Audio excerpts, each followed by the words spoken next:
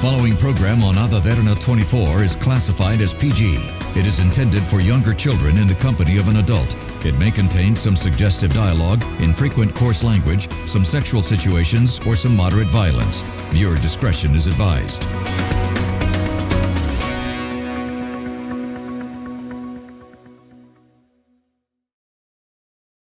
The following program contains opinions of the participants and does not reflect the views and beliefs of the Derana Media Network. The network believes in a safe space for all ideas to be expressed without any censorship and on its duty to create such a platform for free speech. Viewer discretion is strictly advised.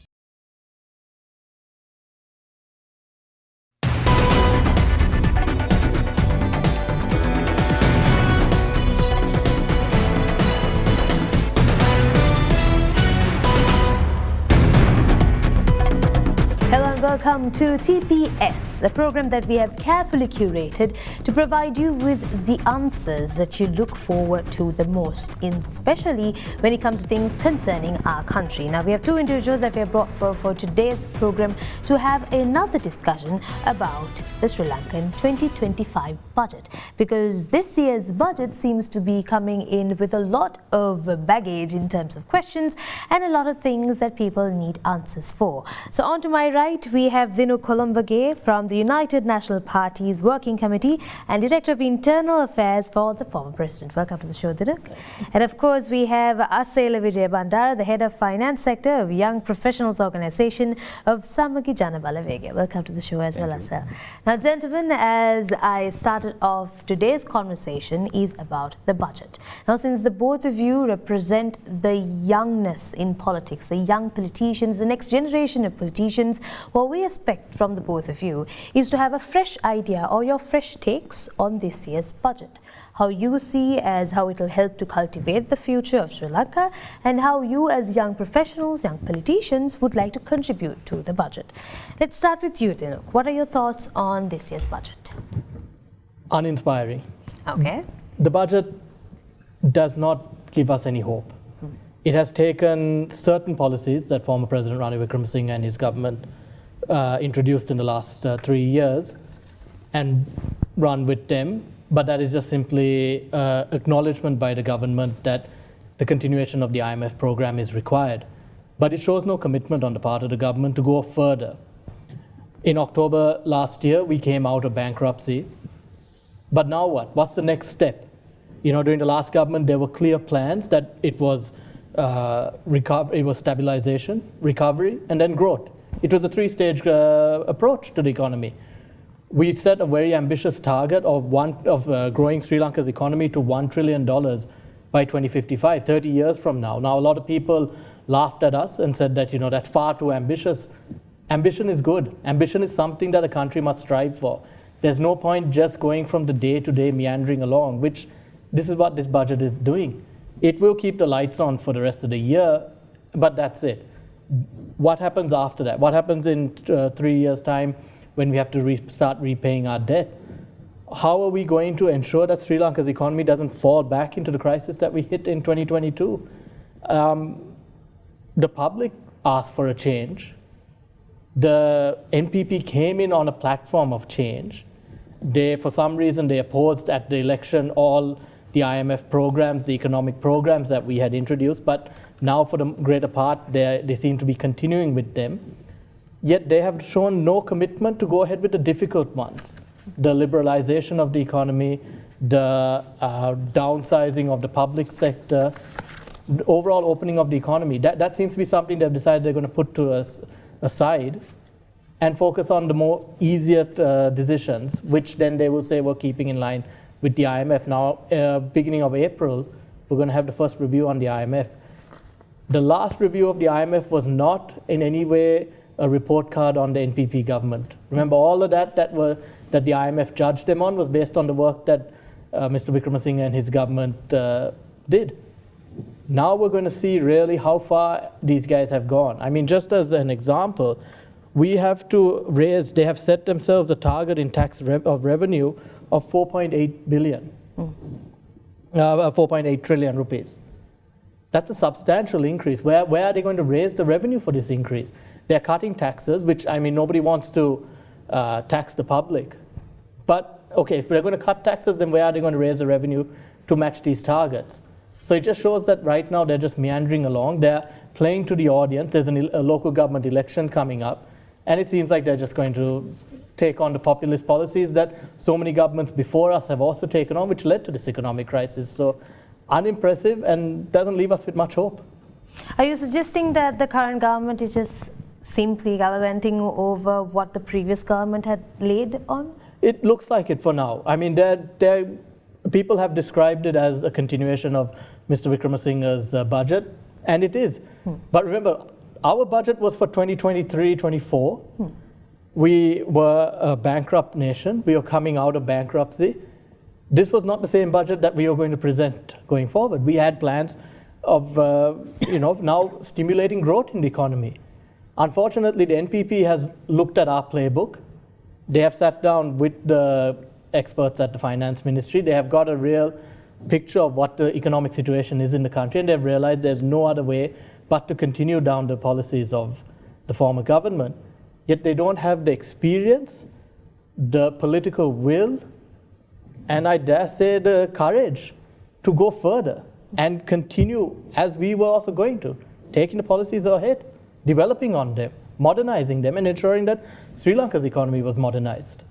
So coaxing it under a continuation of Mr. Ranil Wickremesinghe's budget, they are hiding behind the fact that there's very little nuance to this budget. Now, with that opinion coming from Dinouk's end, and of course that represents that of the UNP, the claim was to be that the current government is simply using what was laid from the previous government, and it's just a simple continuation. Continuation in that they're stagnated. They haven't reversed what we have done. They haven't continued what we have done. We're there. They're just there. If we go back 12 months, we'll be in the same position that we're in now, courtesy of their budget. Asela, do you share the same sentiment? Now, since you qualified from a lot of chartered bodies, including CA Sri Lanka and of course IMA, you would potentially have a financial look towards the budget. Yeah. Let's have a deep dive into that later on. But from an overview of things, how do you perceive the budget? Do you think it's fit? Do you think it's a simple continuation? Or, as Dinouk mentioned, is it uninspiring for you as well? Yeah. Actually, on one side, we can happy about the budget because we expected for them to have a U-turn, because when they had in the opposition, they were opposing all of these policies, former president policies, and also at the manifesto and even their propaganda speeches, they expressed their ideas opposing the former president policy. But now it's almost a copy of that.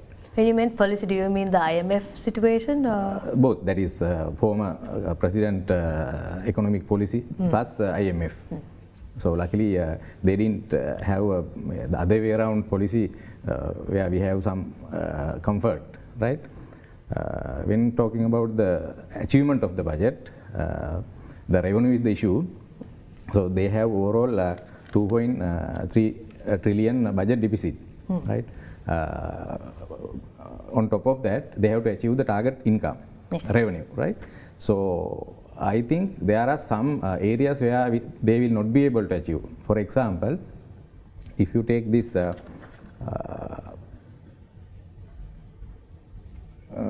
vehicle, so in the budget they expect about 230 million from the importation tax on the vehicles, right? But according to as of today, only about 100 million LCs have been opened.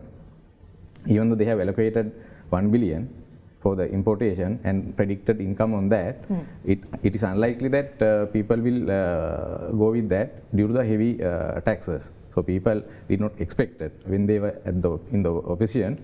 They say that they will bring down the taxes, but as opposed to that, they increase the taxes. So that revenue will not come as expected. That's one side.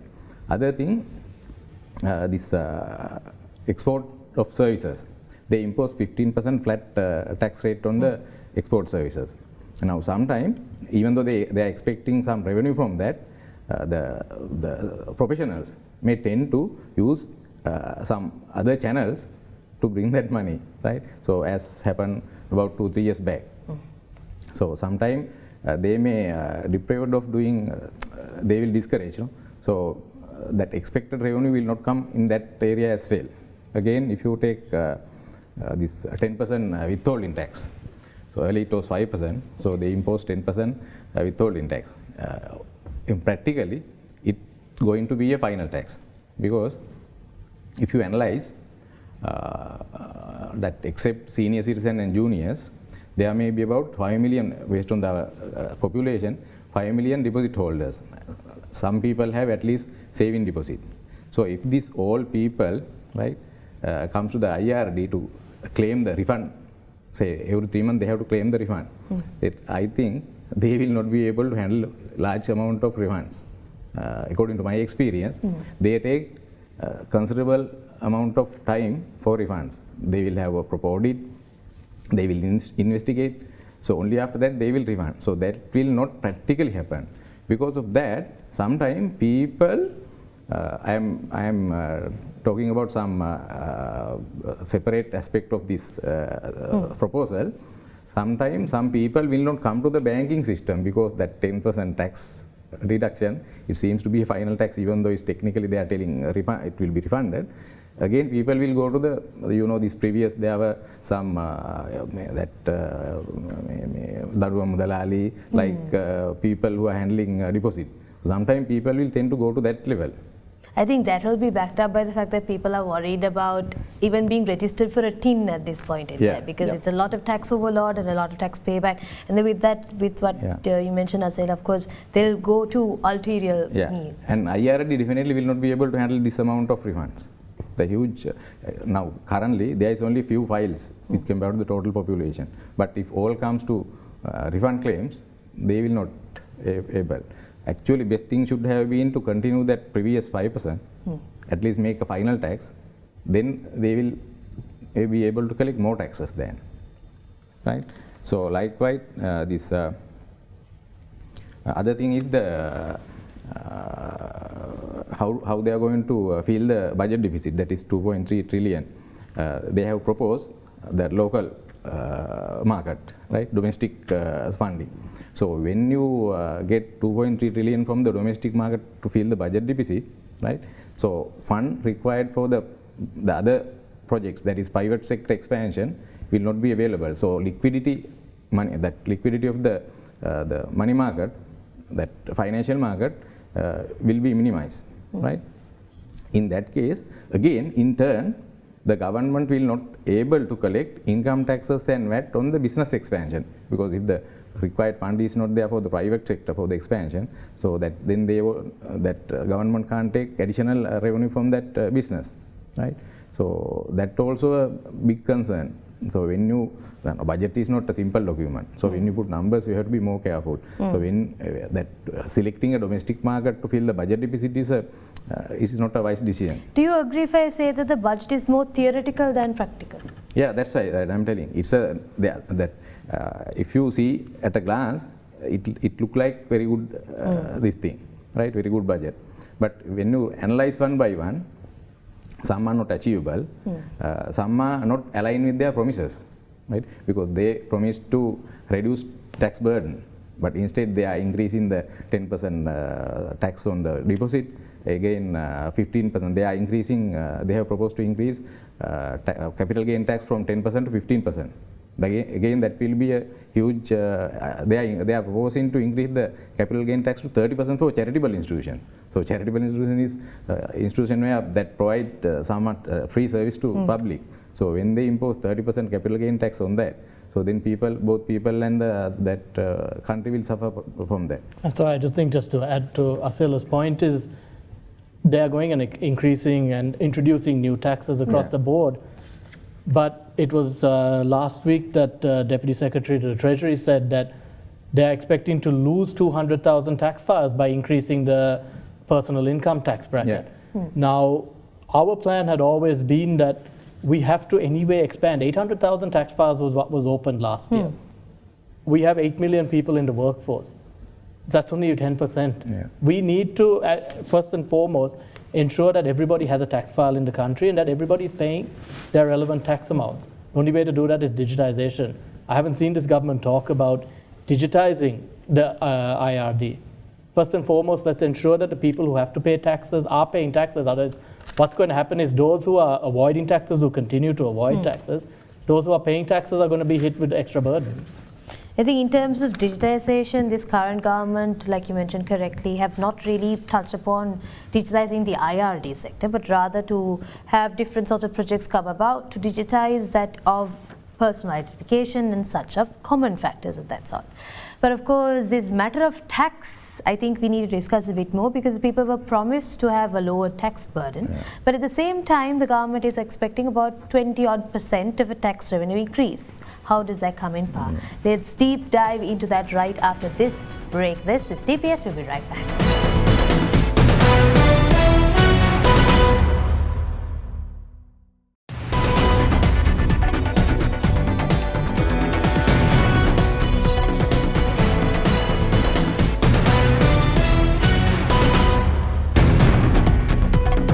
Welcome back to TPS. Now, as soon as NPP was elected to the government, they brought in a lot of promises from their manifestos, which included a decrease in taxation, and people expected a Robin Hood government. But by the looks of the budget, that doesn't seem to be exactly the case, given the fact that the government now proposes to have their total revenue increase by 23% of the government, while 24% of an increase in tax revenue has also been budgeted for. At the same time, of course, there is a government expenditure increase of 17% of total expenditure. How does this particular fact of increases in percentages of tax, new taxes being introduced, and expected tax revenue increase really par in fact with the promises that they kept of reducing the tax burden for the general public? Dinouk, if I'm to ask you, from your perspective, from your point of view, taxation, yes, it's necessary for a government to stay afloat, but it needs to be imposed to the people in a sense that they are not really burdened by the taxes. Yes, Sri Lanka is trying to get back on its feet. Yes, Sri Lanka needs a lot of restructuring within its finance to be done, but is this the correct way? Will the general public not suffer out of this? Okay, I think this was, when we also were in government in 22 to 24, taxation was an issue that we also faced. There was a lot of criticism when we introduced new taxes, when we had to increase VAT, personal income tax, all of that. First and foremost, I think we had to remember that Sri Lanka is a bankrupt nation. We had to go to the international community, to our bilateral creditors, and ask them to restructure our debt. That meant that their taxpayers in respective countries had to take a hit somewhere. They had to shoulder a bit of the burden that out of whatever decisions by their governments, they gave us money, they had to shoulder the burden now on this debt restructuring. So as a country, we also have to show the international community that we are also more than ready to shoulder a burden for an economic crisis that was a homegrown issue. Let's not beat around the bush. It was due to poor policies. So based on that, yes, an increase in taxation was required. It was slashed in 2020, so we had to bring it back to a pre-2020 level. Now that doesn't mean that that's where it ends, that we just continually increase taxation on the public, saying that we have to reach these targets. A government expenditure is obviously covered by the government revenue. Now, when we break down our government expenditure, in 2023, 31% of government expenditure went into state sector salaries. We have 1.5 million state sector employees. Many of them are in SOEs that are loss-making. Some of them are defunct and just running day to day. Now, these are all issues that have to be addressed as well. Now, we've seen this government talking about cutting down losses, cutting down wasteful expenditure. They're talking about removing a former president's security staff. They're talking about a member of parliament not taking his pension. A member of parliament's base salary is 54,000 rupees. Their pension is not going to drive the country bankrupt. 1.5 million state sector employees. The government in their budget have said they're going to introduce another 30,000 state sector employees. So are they actually committed to cutting down expenditure where it really is costing the people? SOEs across the board, we have spoken about liberalizing the SOE sector, the need to bring in public-private partnerships so that we're, ensuring that they are run efficiently, they're turned into profit-making ventures, and they take the burden off the public.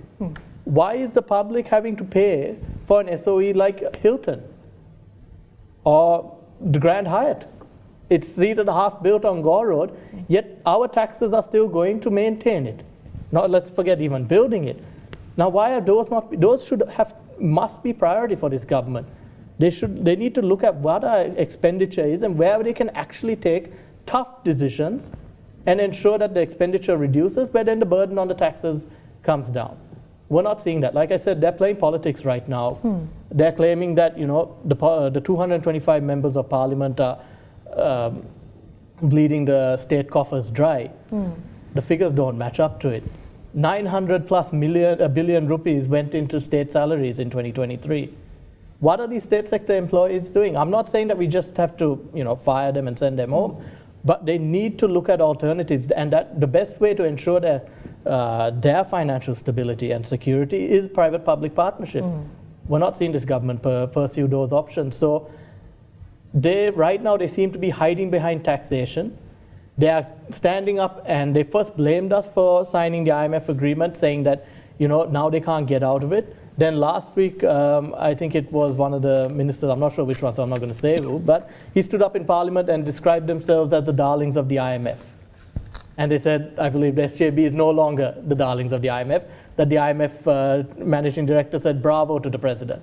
So now they have with open arms embraced the IMF program, but they're still running on a very simple and unfortunately short-sighted approach to economic recovery, which is taxation. Taxation is very short-term.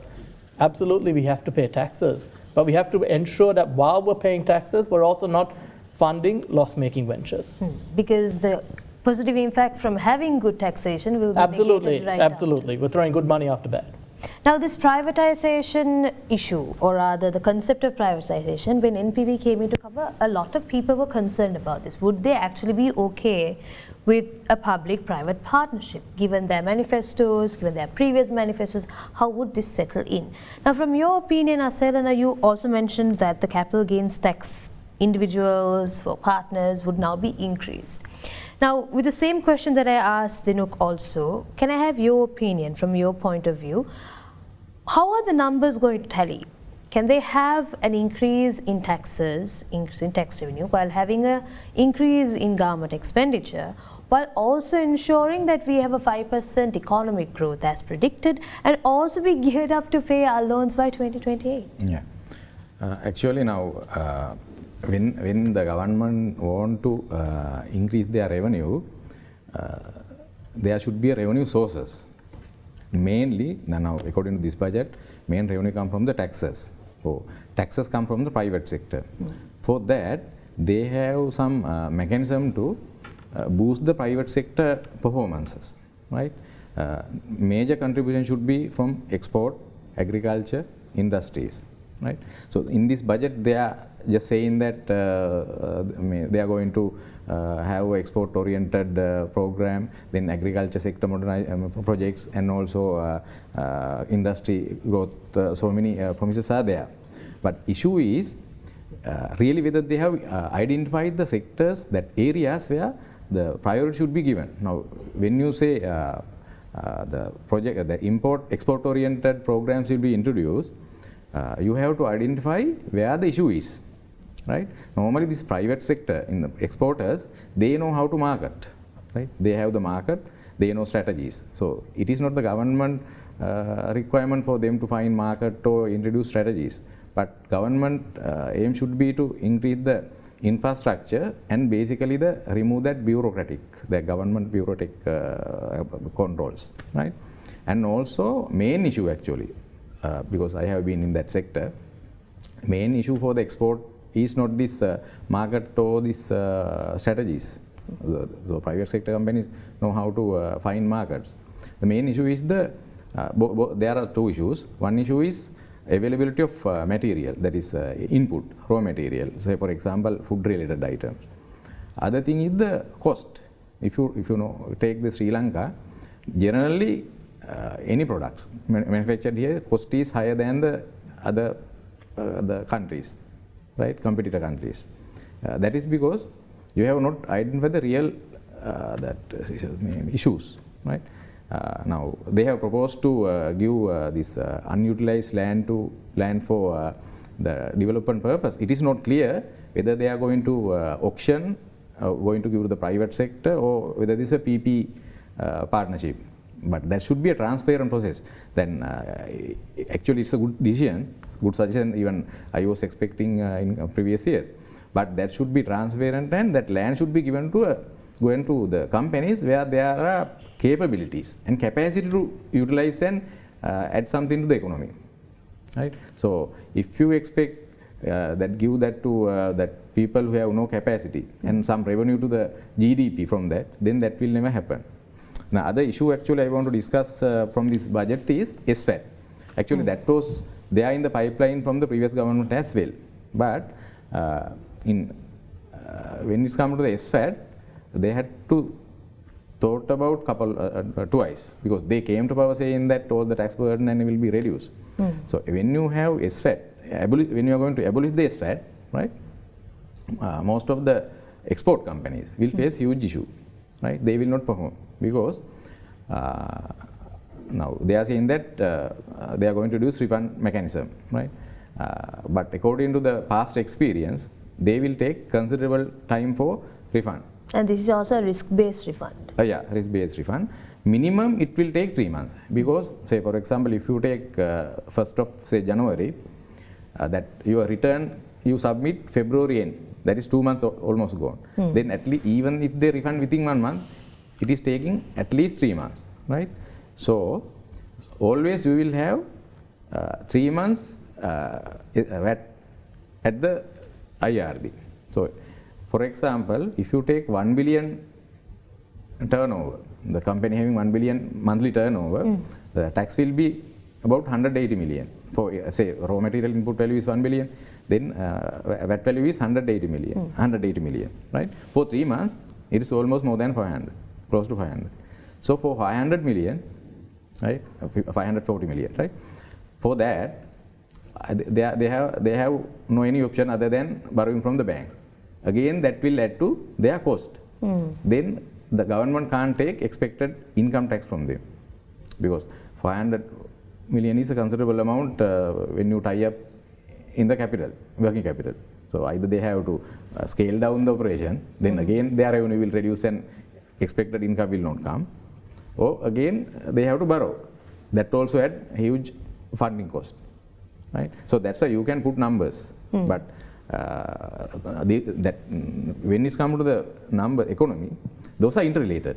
So when you put number, you have to analyze where that impact goes, right? So the abolishing of SFAT is a huge issue to the private sector, especially export industries.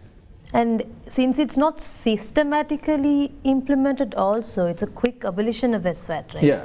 And then business will have to get used to this refund system, and like you said, there's a lot of working capital constraints, a massive working capital tie-up that will happen if you go by this. Even though they have, they can expedite the refund based on a risk-based approach, again that will lead to some issues as well. You know that a couple of time back there were some VAT scams, right? So refunding on risk base without analyzing also there is an issue, right? So if they are going to properly analyze, that will take not 3 months. Sometimes it will take even years to refund. That's the nature of the so country. If done correctly, it will take a long time. Yeah. If it's done in a short period, the accuracy is a question. Accuracy is there are some possibilities of filtrations. Now here's the thing, now the government's sole objective should have been to pump in more cash into our economy, to promote investments. With initiatives like abolishing SWAT, restructuring the VAT process, coming up with different CGT values, all that's doing is restricting or pulling back the investment that people and business would want to put in. The other thing, now they have increased the taxes on, that is excise duty and import duty and surcharge on the vehicle. So on the other hand, they are proposing to promote the tourism. For tourism, you know, we need good vehicles, right? That is that existing vehicle are about 8 years old, right? So we need new vehicle. So when you import a vehicle at this price, they can't sustain. No, absolutely. And as you said, I mean, people aren't even importing vehicles. And as you mentioned, we're looking at increasing state revenue, we're looking at increasing our foreign earnings. Yeah. Sri Lanka also needs to, and the government needs to very seriously look at what our export industries are right now. If we take America, we're facing a tariff war. President Donald Trump has made it very clear that he's going to search for tariffs. Sri Lanka enjoys almost 300% surplus with the US. Absolutely, we're going to be hit with tariffs. So now I saw over the weekend in one of the papers that the government is going to be sending across a team to negotiate with the American government. However, they don't see, a lot of associations have come out and said they haven't involved those associations with the pre-discussions to understand exactly what are they going to negotiate. Furthermore, Sri Lanka also needs to reorient our trade. America, yes, we enjoy a massive trade surplus, but in the grander schemes of things, it is limited to our apparel industry and to a lesser extent our agriculture. Now, apparel is very much a labor intensive. It's a fairly low skill industry, where as the economy hopefully grows, we're going to find fewer and fewer people going into that industry. We have to go about what I like to describe as decolonize our industries. And let's look at new and alternative ways of earning revenue and earning foreign earnings. Now, one sector that we were very much focused on developing was our energy sector and bringing in foreign earnings from that. From our renewable energy in Sri Lanka, we have in excess of 40 gigawatts. We don't need even a quarter of that to power the country. So that was more than enough for us to export to places like South India or India as a whole, who is already facing an energy crisis. Now, unfortunately, this government has shown that, again, with the Adani pullout, and it's not just Adani, it's the smaller renewable energy projects. They're all facing obstacles. There's no clear direction by the government. Are they going forward? Are they going to re-tender them? There's a lot of miscommunication. There's a lot of lack of clarity on the part of the government. Our energy sector is facing a very real crisis. And that's not just going to mean that Sri Lanka is going to face an energy crisis. Our foreign earnings are also going to lose out. I mean, we've already lost close to $1 billion from the Adani project. If you take it to the rest of the renewable energy projects, that goes up to almost $2.5 billion.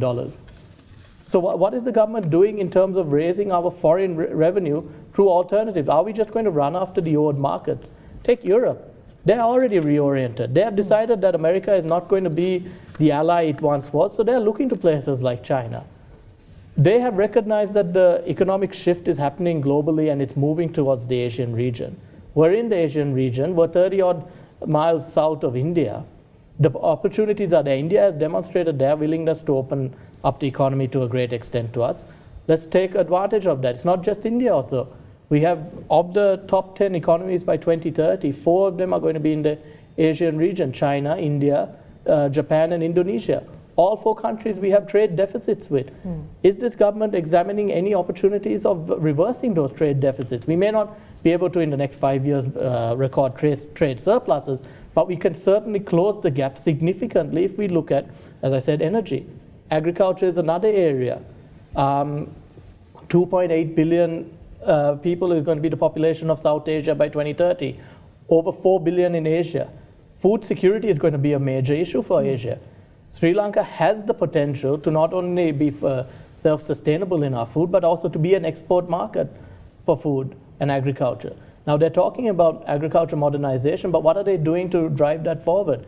I mean, they've taken clutch words from the 22 period when Mr. Wickramasinghe was in government: agriculture modernization, export-oriented economy. I mean, if we could have saved them a lot of time, we could have given them our own manifesto. But they're not actually pursuing these policies. They're talking about it, but we're not seeing any action on their part. Yeah. Actually, now 3 months has gone already. So only 9 months left to implement the budget. So we can't see that the material, the major project is being implemented, right? So like this wind power project, if the Adani is not going ahead with, they have to expedite and they call a new tenders and launch that, right? So otherwise without implementing anything, that year will be end. I mean, we haven't seen Prime Minister Modi is supposed to be coming down at the beginning of next month, he's going to inaugurate a project that was ironically opposed by the NPP. I think the JVP went to court against it also. Yeah. It's now going to be inaugurated ironically with them. But apart from that, what is happening? Where are the projects that were in the pipeline? Those have come to a standstill. I mean, even a small, simple thing like Starlink. Today in the papers, it's saying that it has been halted. Now, if they have concerns, those need to be discussed behind closed doors. These ministers don't need to be raising every red flag or any concern in the media. What message is that sending to investors? Yeah. At the end of the day, every investor who's looking at Sri Lanka is going to see that whenever any stumbling block comes about, these guys are going to go to the media. They're not going to bother with us. I mean, we're less than our economy is less than $1 billion economy right now. It's not something that's going to drive people our way. Sorry, $100 billion economy.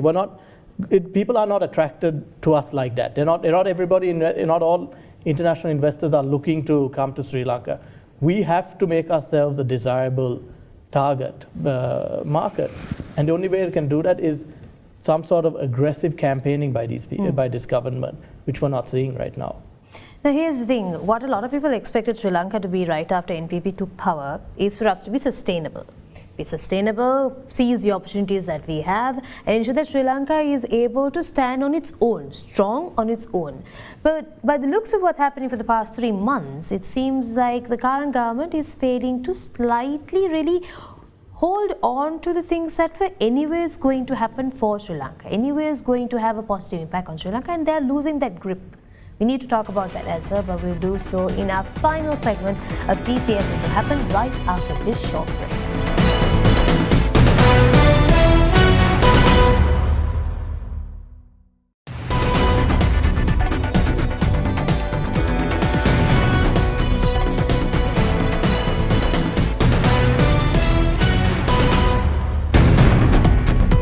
Welcome back to TPS. We are nearing the end of the program and we are here to discuss about the closing remarks that our two gentlemen would have with regards to the budget.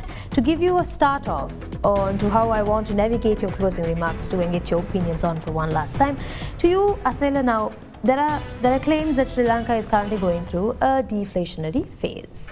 For the common folk, for the common eye, people might think, okay, wow, a lot of politicians are coming in here, even coming to TPS, and they're criticizing the NPP government. But at the same time, isn't deflation a good thing? Right. In opposed to inflation. Right. What are your thoughts? Yeah. Actually, whoever in the power, right, in public perspective, when you see about the current situation, we have to analyze in two angles. One thing is consumer's perspective. Now, last month actually deflation is 4.2, right? That is a number crunching, right?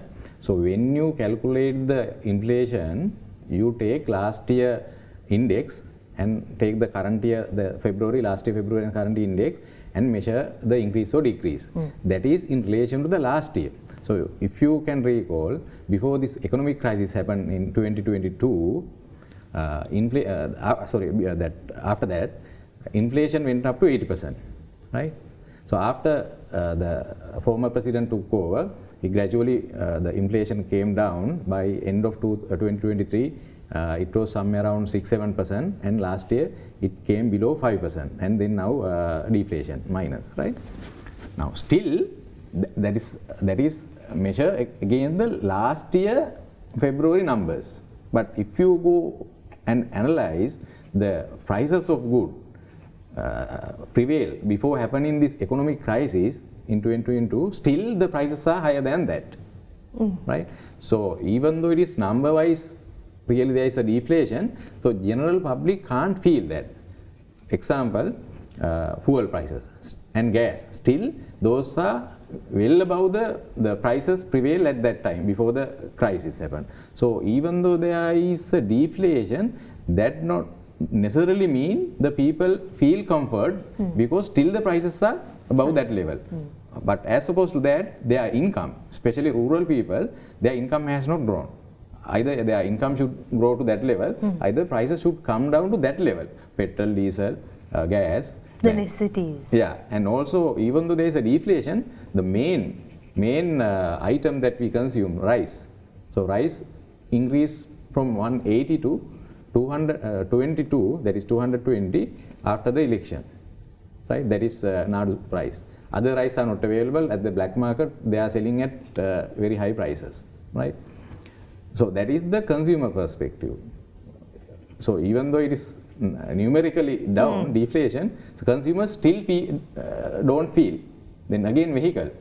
So vehicle price has gone up again. So how that middle class or low income people who expected to get even a small car at say just 12 lakhs, right? Now 3-wheel is 22 lakhs. So they can't feel this. That is the consumer's perspective. So when it's come to the deflation in economic perspective, that statement I can't accept. So generally in economic theory, right? In the theory that we are open economy, right? Yeah. We are in an open economy. So always manufacturers and traders, right? They should motivate, right? Otherwise they won't produce, right? For manufacturers, say private sector, now we have private sector. For them to produce, they should motivate. What is the motivating factor? Motivating factor is the price. So they will make profit when the price is high. Yeah. So when there is a deflation, right? So when the price is going down, they tend to produce less. So that always Basic laws of deflation economics. is not actually, according to the theory, deflation is still actually this is good because still that, as I told earlier, that is still the prices are still higher than that prevailed before 2022. When the deflation is more dangerous than inflation. So that's what happened in the world economic crisis. Right? Deflation is more dangerous than inflation.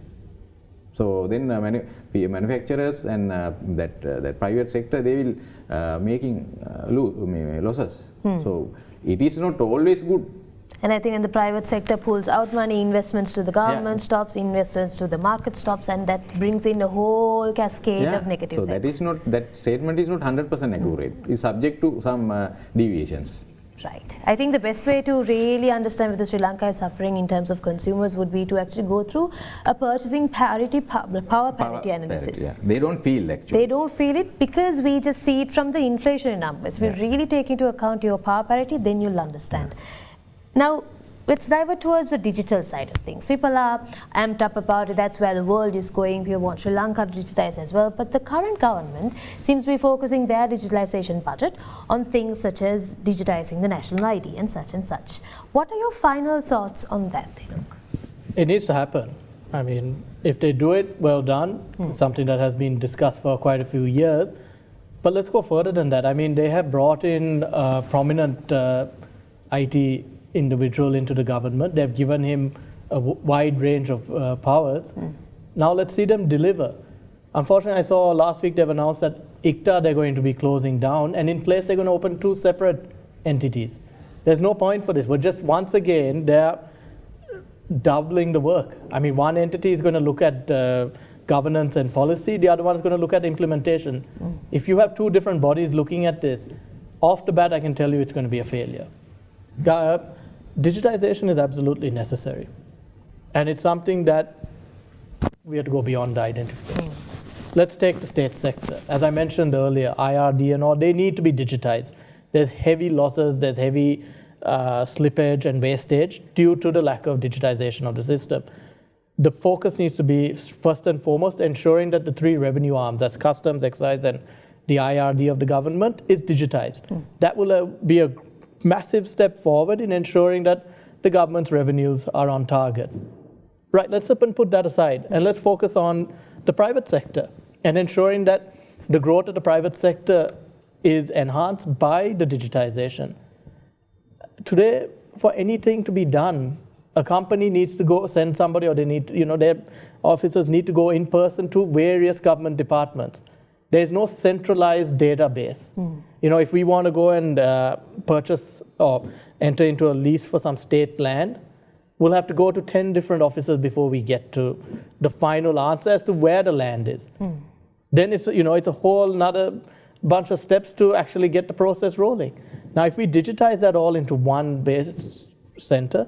It allows for easy monitoring by the government and easy access by the investors.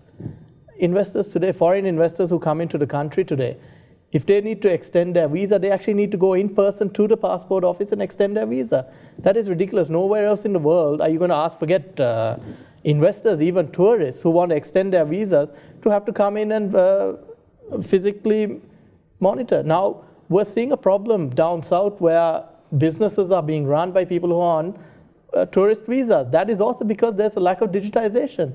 When the officials go to look into it, they don't know if person A, B, or C is on a tourist visa or business visa. They have to come back to Colombo, they have to go to the passport office, and they have to check their records, which are all in physical form. So all this needs a massive overhaul if they really want to ensure that the foundation is in place for a solid economy to take off. And if we want to become that destination for foreign investments, digitization is the only way. Take India, for example.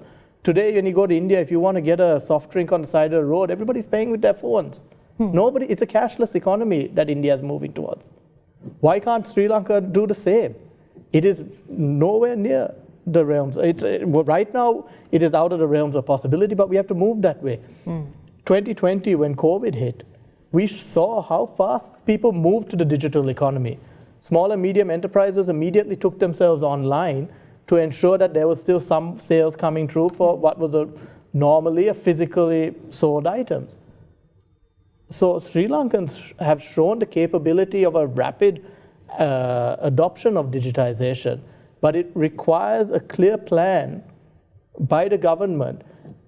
But having said that, it doesn't mean that the government needs to digitize the economy. The government needs to set in a framework that would then allow the private sector to come in and carry out the digitization. Take Japan, for example. When we were in government, we spoke to Japan to assist us with digitization. And the first piece of advice their IT minister gave us was the government has to come hands off. Japan was a very heavy analog-powered economy. They realized then that they have fallen behind in terms of digitization. So their new digital minister came in.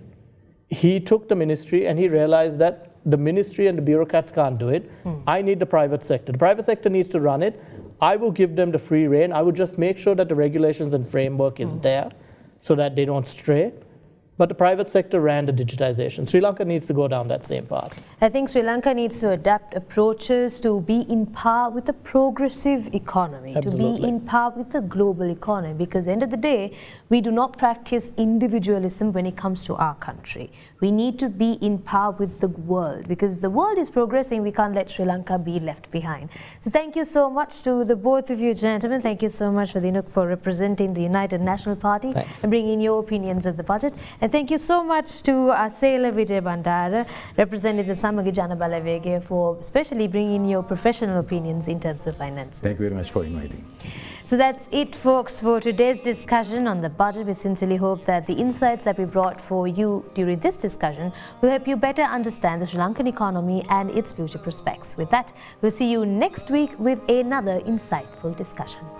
I wanna hide the truth, I wanna shelter you, but with the beast inside, there's nowhere we can hide. No matter what we breed, we still are made of greed. This is my kingdom come, this is my kingdom come. When you pull my key, look into my eyes, it's where my demons hide, it's where my demons hide.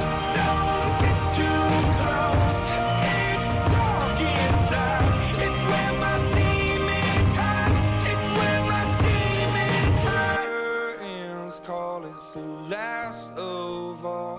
When the lights fade out, all the sinners crawl, so they dug